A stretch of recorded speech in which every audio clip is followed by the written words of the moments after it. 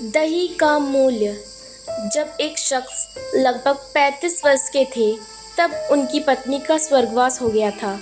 लोगों ने दूसरी शादी की सलाह दी, परंतु उन्होंने यह कहकर मना कर दिया कि पुत्र के रूप में पत्नी की दी हुई भेंट मेरे पास है।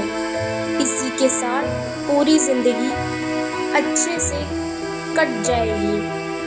पुत्र जब व्यवसायक हुआ तो पूरा कारोबार पुत्र के हवाले कर दिया। स्वयं कभी अपने तो कभी दोस्तों के ऑफिस में बैठकर समय व्यतीत करने लगी। पुत्र की शादी के बाद वह और अधिक निश्चित हो गए। पूरा घर बहू को सुपुत्र कर दिया। पुत्र की शादी के लगभग 1 वर्ष बाद दोपहर में खाना खा रहे थे। पुत्र भी लंच करने ऑफिस से आ गया था और हाथ मुंह धोकर खाना खाने की तैयारी कर रहा था। उसने सुना कि पिताजी ने बहू से खाने के साथ दही मांगा और बहू ने जवाब दिया कि आज घर में दही उपलब्ध नहीं है। खाना खाकर पिताजी ऑफिस चले गए। थोड़ी देर बाद पुत्र अपनी पत्नी के साथ खाना खाने बैठा। खाने में प्याला भरा हुआ दही भी था।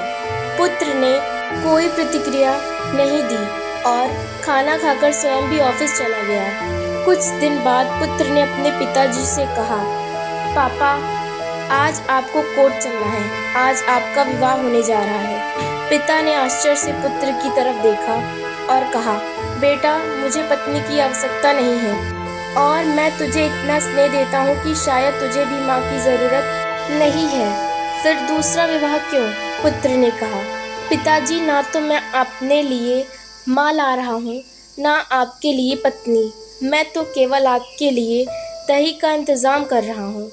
कल से मैं किराए के मकान में आपकी बहू के साथ रहूँगा तथा आपके ऑफिस में एक कर्मचारी की तरह वेतन लूँगा, ताकि आपकी बहू को दही की कीमत का पता चले। माँ बाप हमारे लिए ATM कार्ड बन सकते हैं, तो हम उनके लिए आधार कार्ड तो बन ही सकते हैं।